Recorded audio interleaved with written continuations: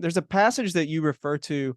It's one of my favorite passages in the Gospels, in Luke 2:40 through 52, where you see Jesus in his wit, even at an early age, where his mother and father are looking for him, and he's there with the religious leaders of the time, and he's like, "What are we all looking for me for?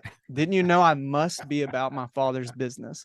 And I love that translation of "I must be about my father's business." Why is that passage, you think, important?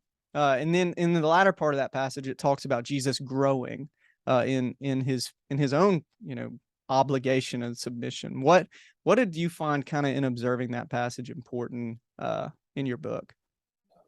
So it is fundamental to understanding every other passage because Jesus in this one, his relationship with God, he kept in focus, right? My father, big F, right? It's Mary and Joseph looking for him, his earthly parents, but he understands that his primary submission is to the capital F. That's the first. And out of that focused relationship, the sense of the calling on his life, my father's business. Now, Joseph had a business. It was carpentry. Yeah. And Jesus was involved in that business, but the prime calling on his life was not carpentry. It was the call as Redeemer. That's the second piece. And then the third piece that comes to that is then representing that to them such that they would better know how to relate to him. That this sense of self is not only in terms of my relationship with God and the calling that is on my life, but it sets the way in which I relate and others are called to relate to me. And where that is clear, right, one is able to pursue the path that God has in a fuller way. To the degree in which that is not clear, then one is open to distraction and obstruction. Yeah. And so Jesus grew in this. It's one thing to have that at the age of 12. Yeah.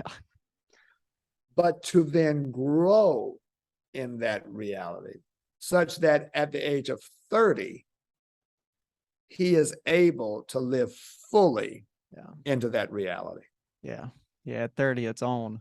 It's on there. It's on. Yeah. Yeah.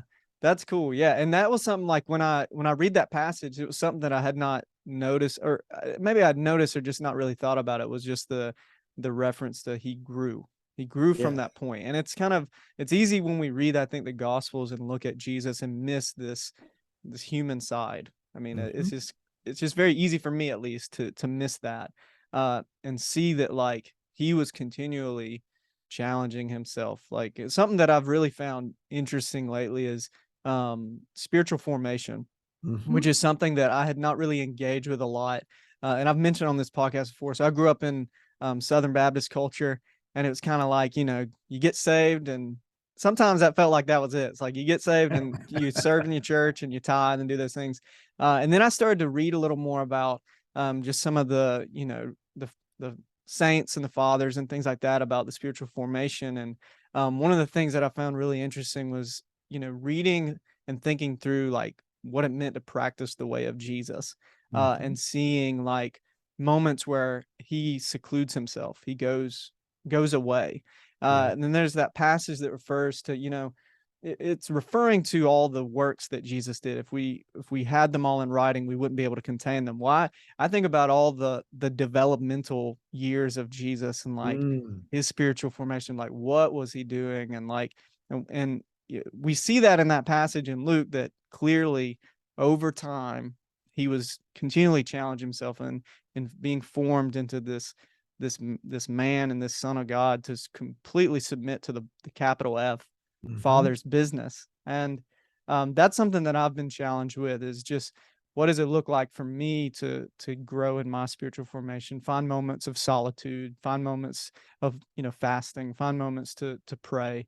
And I think that we are challenged by that by Jesus. And I think sometimes we miss that.